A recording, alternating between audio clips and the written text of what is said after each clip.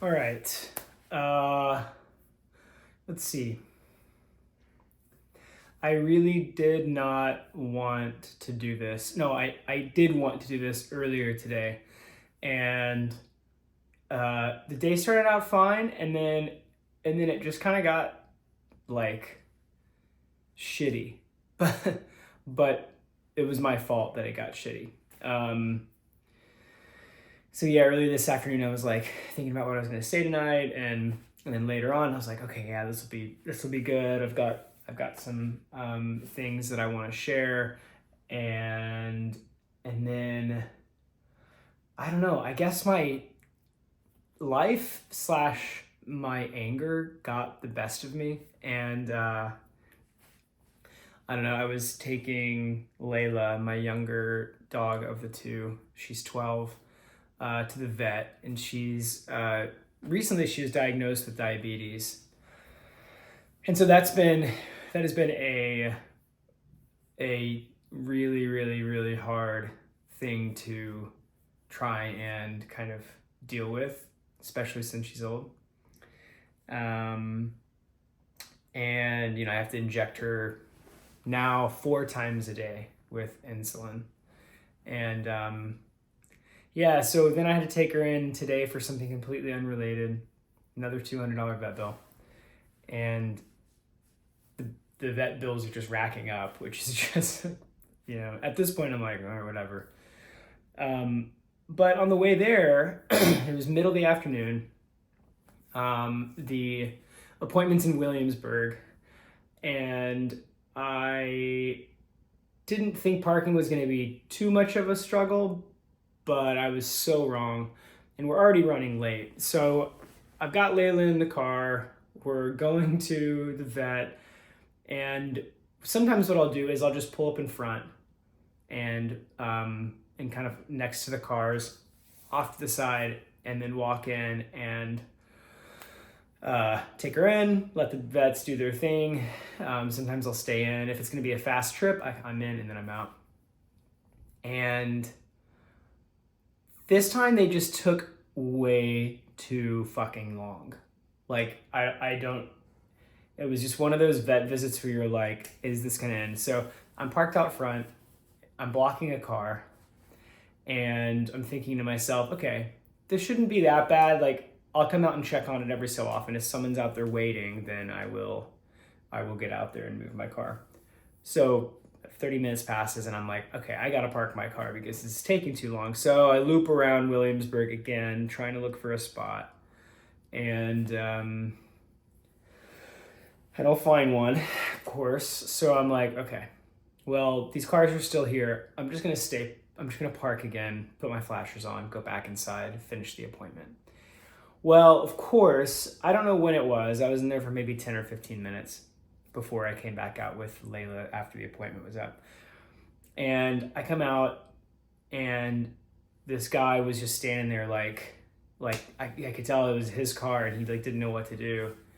And I'm like, dude, I'm so sorry. I just the vet took too long. I kind of just grabbed Layla and ran straight to the car just to move the car as quickly as possible. And this guy is just eyeballing me hard. And in any normal, well-rested, me thinking clearly state, I would have been like, dude, I'm so sorry. My fault, my bad. Let me buy you lunch. I'll Venmo you $20. Something. I would have just let the interaction sort of, diffuse.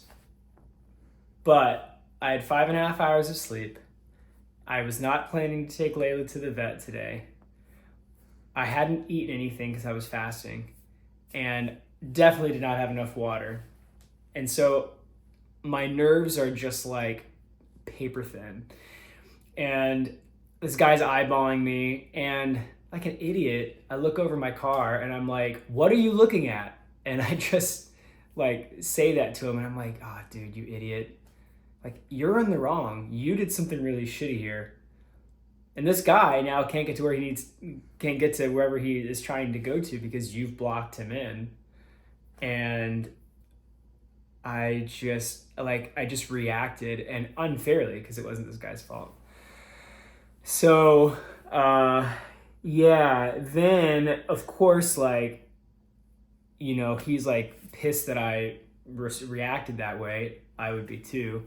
He starts like walking toward my car. I just drive off because I'm already in the car with the dog.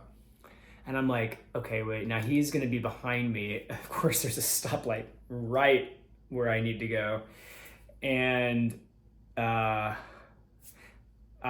end up getting through the light before he's able to pull out of the spot. Total, like, I mean, I guess you'd call this road rage, even though it happened outside of the car.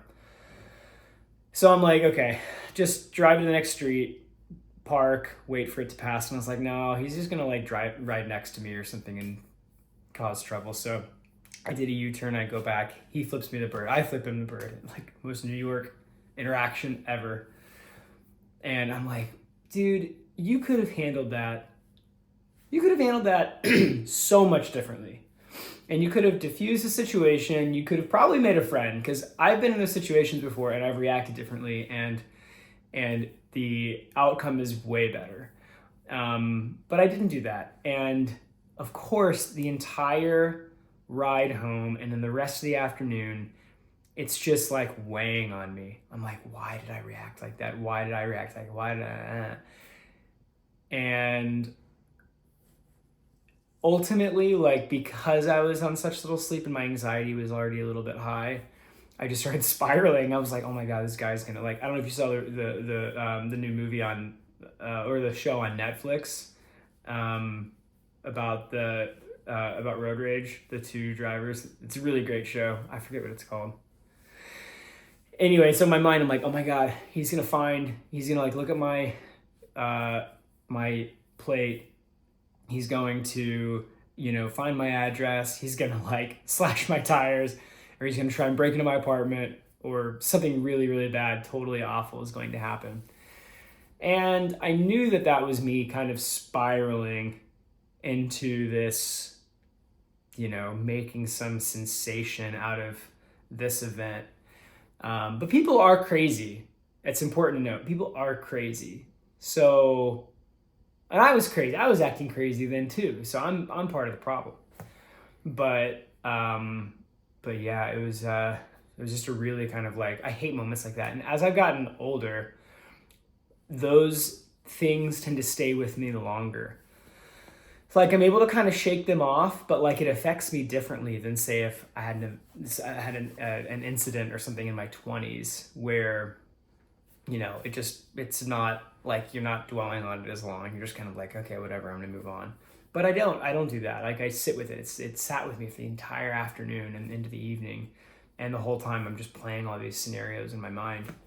And I mean, I don't know. Maybe something happens. Maybe the worst thing happens. Maybe the worst thing doesn't happen and I'm overreacting. But all to say, I think the important thing is that I look at those moments and I say,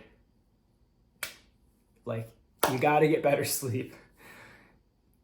If you don't get good sleep, you have to be super, super aware that you are prone to making knee-jerk reactions to the smallest things.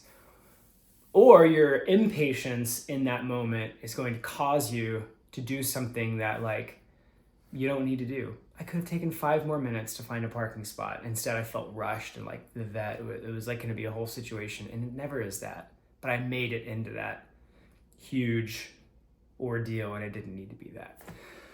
So anyways, yeah, I got to the end of the night and I was like, I do not want to sit in front of my camera and my light and record anything today, but I think it's super important on days like this to still just do the work, put in the work, and you know, if you need to vent, let it out. So I'm glad I did.